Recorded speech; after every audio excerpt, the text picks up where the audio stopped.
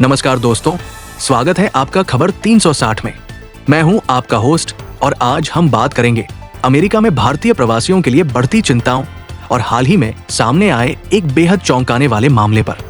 यह मामला सिर्फ एक घटना नहीं है, बल्कि इसके पीछे छिपे नए नियमों और सख्त होती इमिग्रेशन पॉलिसी को समझना बहुत जरूरी है, क्योंकि ये सिर्फ एक परिवार की कहानी नहीं, बल्कि हजारों भारतीय प्रवासियों के लिए एक बड़ा सवाल खड़ा करता है। हाल ही में भारत से अपने बच्चों से मिलने अमेरिका गए एक भारतीय दंपति को न्यूयॉर्क एयरपोर्ट पर रोक दिया गया। ये माता पिता B1, B2 विजिटर वीजा पर आए थे और अपने बच्चों के साथ लगभग 5 महीने तक रुकने का प्लान कर रहे थे।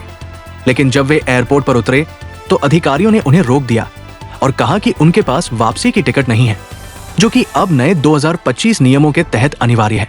माता पिता ने कई बार रिक्वेस्ट की, लेकिन उनकी कोई सुनवाई नहीं हुई और उन्हें तुरंत भारत वापस भेज दिया गया। अब सोचिए, इस तरह की घटनाएं कितनी दुखद हो सकती है। बच्चे अपने माता पिता के आने का इंतजार कर रहे थे, लेकिन एयरपोर्ट से ही उन्हें वापस भेज दिया गया। इस घटना ने भारतीय प्रवासियों के बीच चिंता की लहर पैदा कर दी है। सबसे बड़ी समस्या यह है कि इस नियम की कोई आधिकारिक घोषणा नहीं की गई थी। इससे लोग पूरी तरह कंफ्यूज हो गए हैं। अब बात करते हैं कि यह सब हो क्यों रहा है।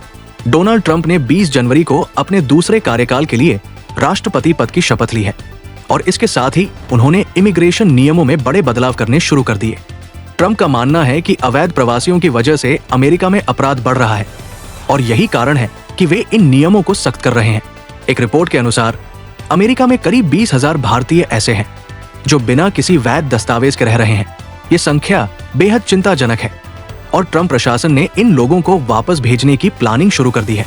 नवंबर 2024 तक ही आइस यानी US immigration and customs enforcement ने 2407 ऐसे लोगों को डिपोर्ट कर दिया है जिनके पास पूरे दस्तावेज नहीं थे। अब ये समझिए कि पहले डिपोर्टेशन का नियम सिर्फ अमेरिकी अंतर्राष्ट्रीय सीमाओं के 160 किलोमीटर के अंदर लागू होता था, लेकिन अब इसे पूरे अमेरिका में लागू कर दिया गया है।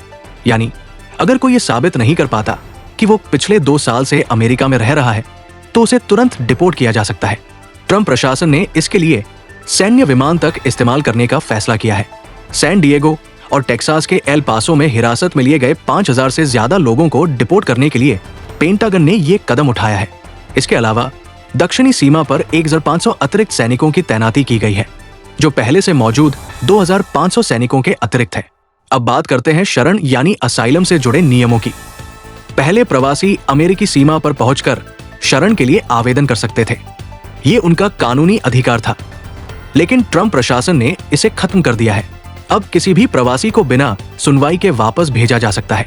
एक और बड़ा बदलाव जो सामने आया है वो है CBP-1 स्मार्टफोन ऐप का खत्म किया जाना।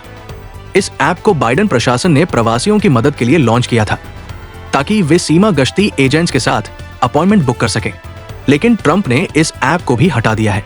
अब आते हैं बर्थ राइट सिटीजनशिप के मुद्दे पर। ट्रंप ने एक एग्जीक्यूटिव ऑर्डर साइन किया था जिसके तहत अमेरिका में जन्मे बच्चों को मिलने वाली नागरिकता को खत्म किया जा सके। हालांकि इस फैसले पर फिलहाल फेडरल कोर्ट ने रोक लगा दी है, लेकिन ये रोक सिर्फ 6 फरवरी तक है। इसके बाद क्या होगा ये देखना होगा। खासतौर पर गर्भवती महिलाएं इस फैसले से बेहद डरी हुई है। कुछ महिलाएं तो समय से पहले ही डिलीवरी कराने के लिए अस्पताल पहुंच रही है। इन सभी बदलावों ने अमेरिका में बसे भारतीय समुदाय के लिए मुश्किलें खड़ी कर दी है। न सिर्फ प्रवासियों को, बल्कि उनके परिवारों को भी इन नियमों की वजह से परेशानियों का सामना करना पड़ रहा है। तो ये था आज का अपडेट। अगर आपको ये जानकारी उपयोगी लगी हो तो हमारे चैनल को लाइक करें, शेयर करें और सब्सक्राइब करना न भूलें। अगले वीडियो में फिर मिलेंगे, तब तक के लिए धन्यवाद।